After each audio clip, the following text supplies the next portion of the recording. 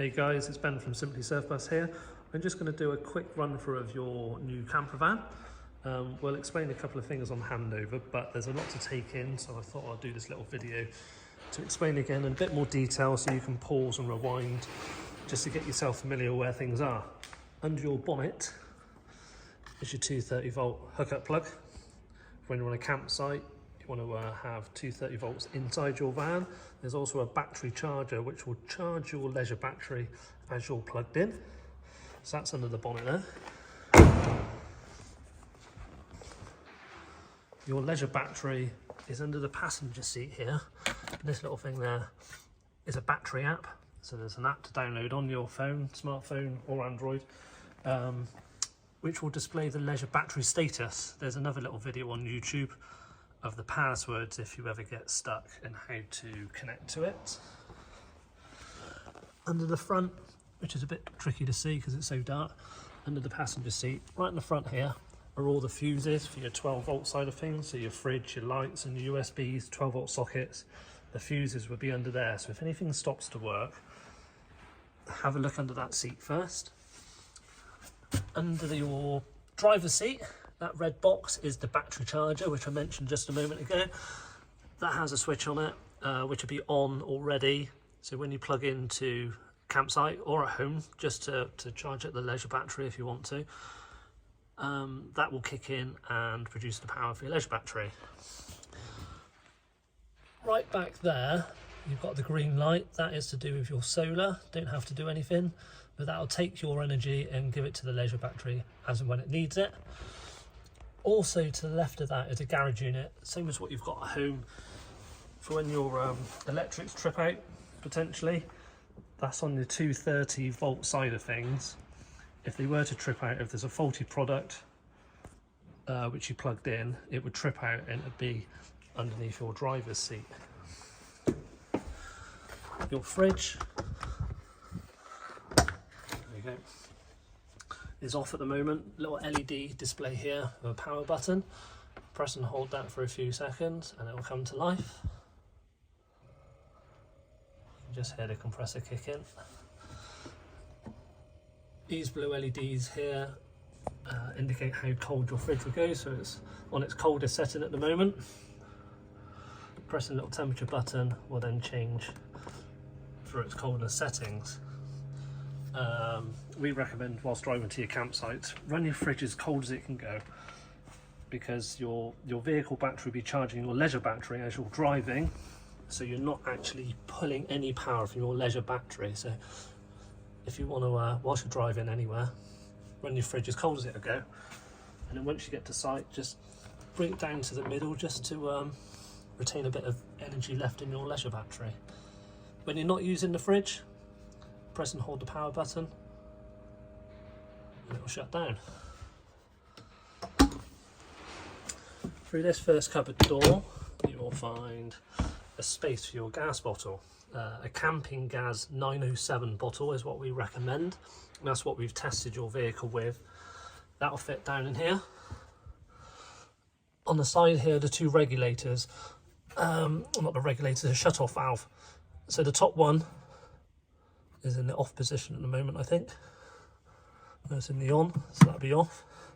And that one's off. Turn them to the side. There's a little label indicator there actually to tell you which way is on and off. But the top one shuts off your gas flow to your hob, and the bottom one shuts off the flow to your gas barbecue point at the back of the vehicle. We always recommend to have your gas bottle turned off at the regulator on here. This will be connected to your bottle. We've just got this little valve here, wind it all the way in, and that will actually stop the flow of gas going through the pipe. Just as you're travelling, just make sure all the gas is either disconnected or turned off.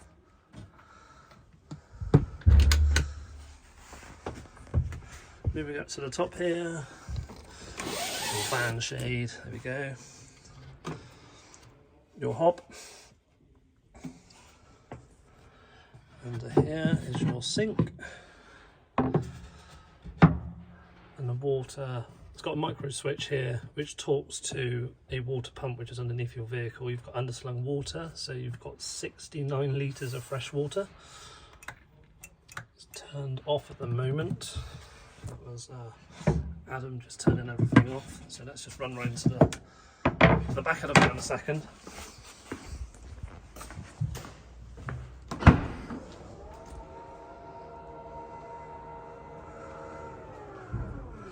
This little switch here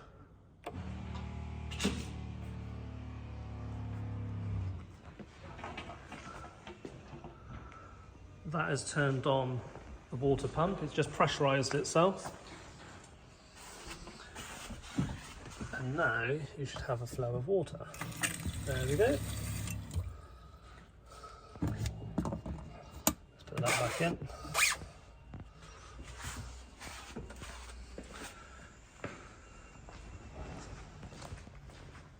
So you can leave this on if you wish, but you don't need to. Just saves electric, sort of taking any power from the leisure battery.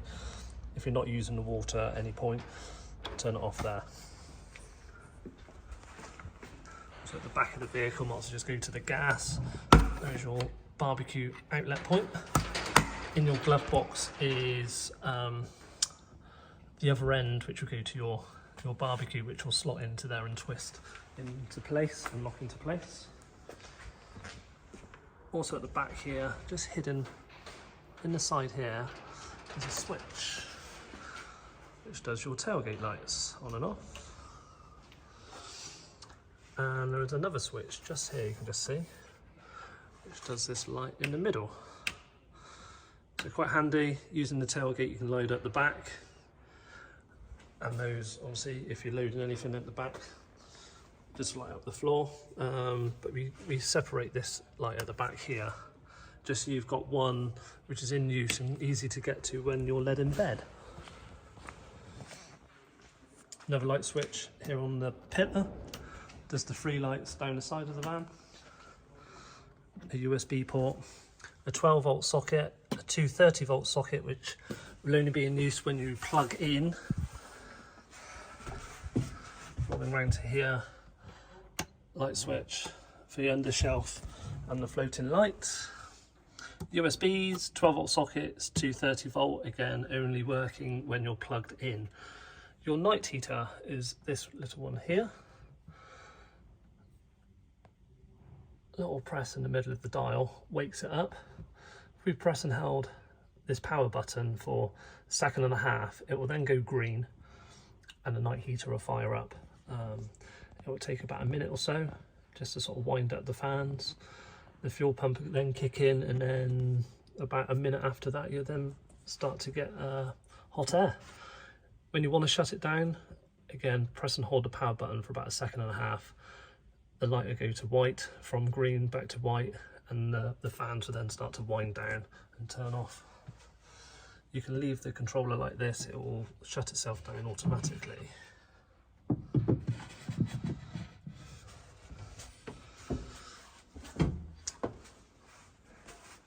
I think that's about it electrically wise. Anything else I can think of, I'll do another video, but for now that is all. Thanks for your business, guys, and we'll see you very soon. Cheers.